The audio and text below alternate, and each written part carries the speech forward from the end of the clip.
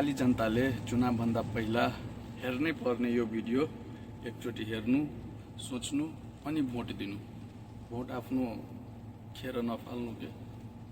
नेपालमा एमसीसी भित्र्याउने नेताहरूको लिस्टमा को पर्छन्, मतलब कुन नेताहरूले एमसीसी को समर्थन गरेका थिए। त्यो भन्दा पनि ठूलो कुरा, अहिले जसरी रवि बालन र कुलमानलाई एमसीसी को मतियार भन्ने गरिन्छ, यसको रियालिटी के हो तपाईहरू मध्ये धेरैलाई थाहा नहुन सक्छ। नेपालमा एमसीसी भित्र्याउनको लागि धेरै जना नेता र मन्त्रीहरू सामेल भएका थिए। दर्जनौं पटक एमसीसी को लागि प्रोसेस चालिएको थियो। एमसीसी सही थियो या गलत थियो भन्ने छुट्टै बहसको कुरा हो, तर एमसीसी ल्याउनकै लागि हाम्रा देशका नेताहरूले 67 सालदेखि 78 सालसम्म करिब 11 वर्ष कसरत गरेका थिए। त्यसैले कुन नेताले एमसीसी लाई समर्थन गरे या कुन नेताको कारणले नेपालमा एमसीसी भित्रियो भनेर बुझ्नको लागि 67 सालदेखिकै घटनाक्रमलाई राम्रोसँग निहाल्नु पर्ने हुन्छ। आउनुहोस् डिटेलमा बुझ्ने कोसिस गरौँ। आखिर नेपालमा एमसीसी ल्याउने र एमसीसी ल्याउन समर्थन गर्ने हाम्रा नेताज्यूहरू को थिए त? Let me explain. कहानी सुरु हुन्छ आज भन्दा करिब 15 वर्ष अगाडि 2067 सालबाट। त्यो बेला नेपालमा माधव कुमार नेपाल प्रधानमन्त्री थिए भने सुरेन्द्र पाण्डे अर्थमन्त्री थिए। यिनै दुईजना सरकारमा भएको बेला पहिलो पटक नेपालले एमसीसी मा आबद्ध हुन पाइयोस् भनेर चासो राखेको थियो। त्यसको केही समयमै सरकार फेरियो अनि झलनाथ खनाल प्रधानमन्त्री बने, भरत मोहन अधिकारी अर्थमन्त्री बने। यही सरकारको पालामा एमसीसी सँग मिटिङ नोट तयार भएको थियो। फेरि सरकार फेरियो, बाबुराम भट्टराई प्रधानमन्त्री बने, वर्षमान पुन अर्थमन्त्री बने। यही सरकारको पालामा नेपाल थ्रेसहोल्ड प्रोग्राममा छनौट भएको थियो। अब प्रोसेस निकै अगाडि बढिसकेको थियो। त्यसैले यही सरकारले 2068 माघ 27 गते एमसीसी सँग समन्वय गर्नको लागि सम्पर्क अधिकृत पनि नियुक्त गरेको थियो। फेरि सरकार फेरियो अनि खिलराज रेग्मी मन्त्री परिषदको अध्यक्ष बने, शंकर प्रसाद कोइराला अर्थमन्त्री बने। यो सरकारले 2070 पुस 21 गते एमसीसी को लागि अर्थशास्त्रीहरूको समूह गठन गरेको थियो। यत्तिकैमा फेरि सरकार फेरियो, सुशील कोइराला प्रधानमन्त्री बने, रामशरण महत अर्थमन्त्री बने। यो सरकारको पालामा नेपाल एमसीसी को लागि छनौट लिस्टमा पर्यो। यही सरकारले 2071 चैत 23 गते निर्देशक समितिको गठन गर्यो। त्यसको 5 महिनापछि कोइराला सरकारले 2072 भदौ 28 गते यो अनुदान हामी स्वीकार छौं भनेर सम्झौता पनि गरिदियो। यत्तिकैमा फेरि सरकार फेरियो अनि केपी ओली प्रधानमन्त्री बने, विष्णु पौडेल अर्थमन्त्री बने। यो सरकारले मसौदा तयार गर्ने र अनुदान स्वीकार गर्ने भनेर फेरि 2073 साउन 5 गते अर्को सम्झौता गर्यो। यत्तिकैमा ओली सरकार पनि पाखा लाग्यो अनि प्रचण्ड प्रधानमन्त्री बने, कृष्ण बहादुर महरा अर्थमन्त्री बने। यो सरकारले 2074 जेठ 18 गते एमसीसी को लागि वार्ता टोली गठन गर्यो। त्यसपछि के भयो थाहा छ?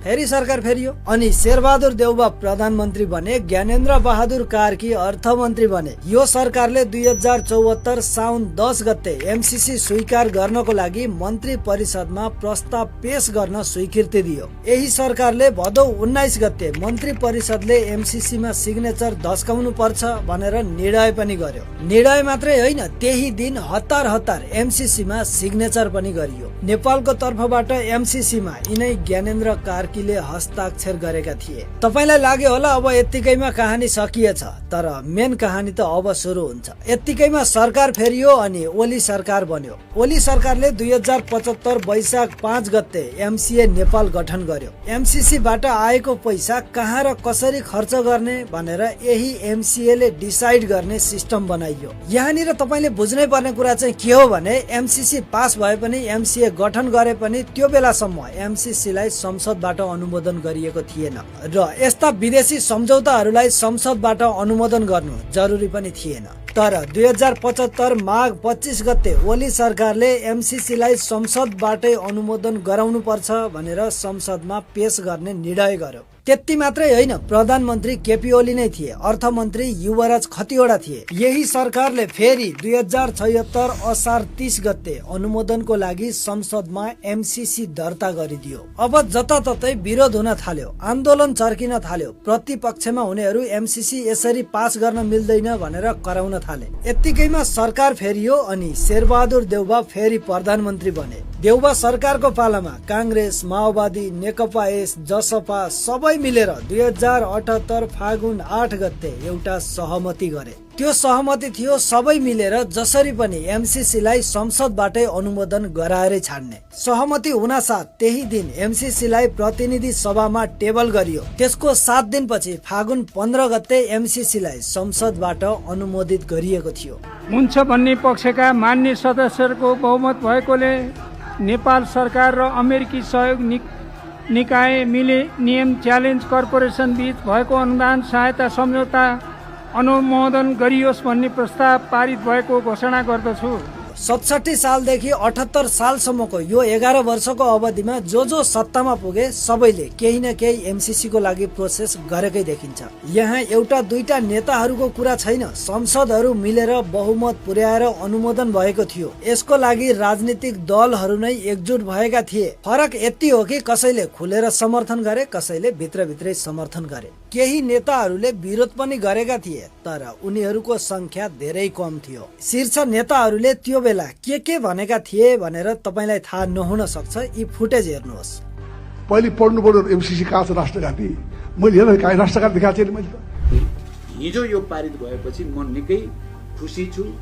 देश दुर्घटनाबाट बच्यो, संविधान बच्यो।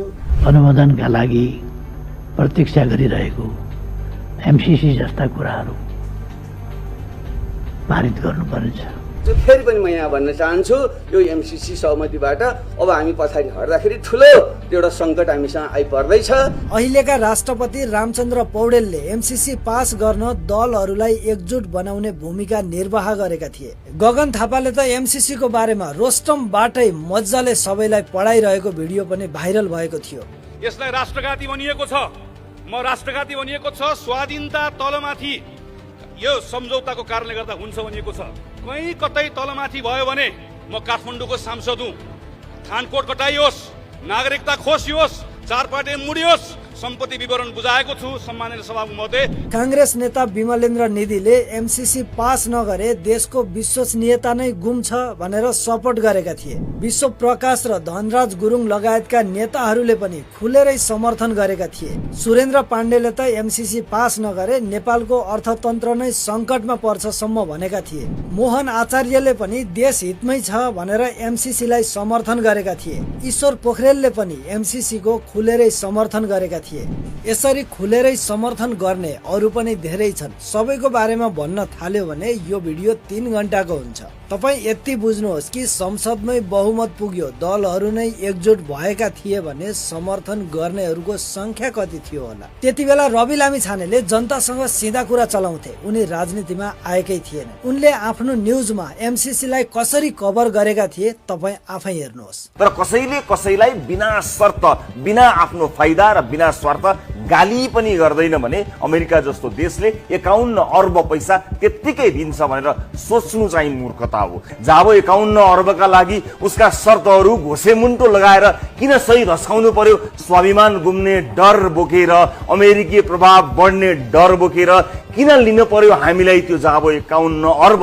अब कुरा आयो कुलमान घिसिङको। त्यो बेला कुलमान न त कुनै सांसद थिए न त सत्तामा थिए। कुलमानको हैसियत भनेको एउटा कर्मचारी बाहेक केही पनि थिएन। तैपनि उनले कर्मचारीकै हैसियतले पनि एमसीसी लाई समर्थन गरेको कुनै पनि प्रमाण छैन। आरोप लाउनकै लागि त जे भनिदिए पनि हुन्छ। तर कुलमान र एमसीसी को सम्बन्ध त्यति मात्रै छ जति सम्बन्ध काग र बेलको हुने गर्छ। बालेन शाह त झन् त्यो समयमा राजनीतिमा छिरेकै थिएनन्। तैपनि साधारण जनताकै हैसियतले पनि एमसीसी ठिक छ भनेर उनले कहिल्यै भनेका छैनन्। अब मेन सवाल यो हो कि एमसीसी मा आखिर त्यस्तो के चाहिँ लेखिएको छ जसको कारणले एमसीसी यति धेरै विवादित बनेको थियो? आखिर किन एमसीसी लाई राष्ट्रघाती भन्ने गरिन्छ?